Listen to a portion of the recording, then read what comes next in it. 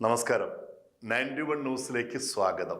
ഭീകര മത്സ്യം എന്നറിയപ്പെടുന്ന ഡൂസ്ഡേ ഫിഷ് ലോകത്തിന്റെ പല ഭാഗങ്ങളിലും പ്രത്യക്ഷപ്പെട്ടുകൊണ്ടിരിക്കുന്നത് വളരെ ഭീതിയുള്ള ഒരു വാർത്തയാണ്.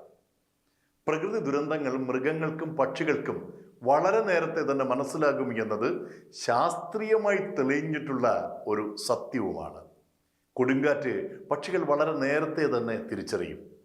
പ്രത്യേക തരത്തിൽ ഒച്ചയുണ്ടാക്കിയ അവ പറന്നു പോകുന്നത് കാണുമ്പോൾ കാട്ടിൽ താമസിക്കുന്ന പഴയ തലമുറയിൽപ്പെട്ടവർക്ക് കൃത്യമായി ഈ ദുരന്തം തിരിച്ചറിയാൻ കഴിയും.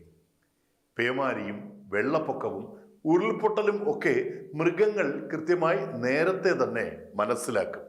അവർ അവരുടെ ഭാഷയിലൂടെയും ചലനങ്ങളിലൂടെയും ഇത് വ്യക്തമാക്കുവാൻ ശ്രമിക്കുകയും ചെയ്യും. പക്ഷെ ഇതൊന്നും മനുഷ്യർക്ക് വേഗത്തിൽ തിരിച്ചറിയാൻ സാധിക്കുകയില്ല. മൃഗഭാഷ കൃത്യമായി തിരിച്ചറിയുന്നത് കാടിൻ്റെ മക്കളാണ്. ഇങ്ങനെ മൃഗങ്ങളിലൂടെയും പക്ഷികളിലൂടെയും വൻ പ്രകൃതി ദുരന്തങ്ങൾ നേരത്തെ മനസ്സിലാക്കി ആ പ്രദേശം വിട്ട് കിലോമീറ്ററുകൾ ദൂരം താണ്ടി മറ്റൊരിടത്തേക്ക് രക്ഷപ്പെട്ടു പോയ വനവാസികളുടെ നിരവധി കഥകൾ നിലവിലുണ്ട്. ഇപ്പോൾ പറഞ്ഞു വരുന്നത് മറ്റൊരു ദുരന്ത സൂചനയാണ്.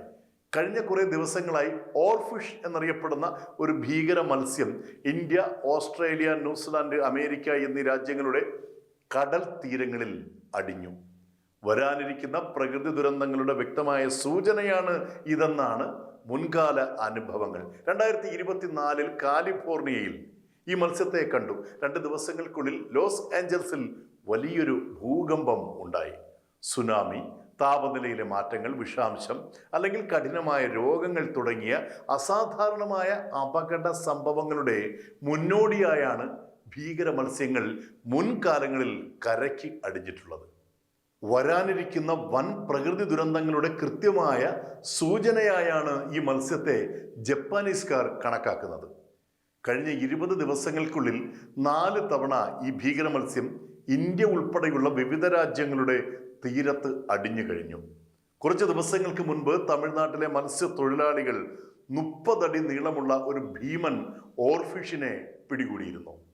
ടാസ്മാനിയയിലും ന്യൂസിലാൻഡിലും ഒക്കെ ഈ ഭീകര മത്സ്യം അടുത്ത സമയത്ത് നിരവധി തവണ തീരത്ത് അടിയുന്നുണ്ട്.